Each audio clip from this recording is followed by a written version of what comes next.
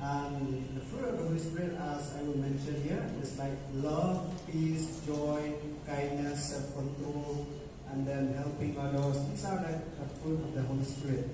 And these kind of qualities, which we call fruits of the Holy Spirit in the Bible, we have to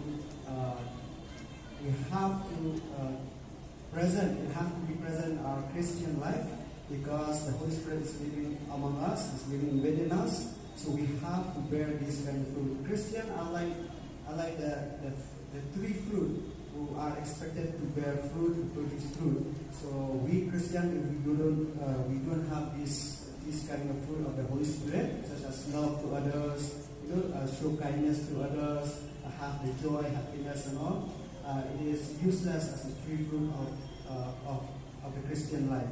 So that is the meaning. That is the fruit of the Spirit.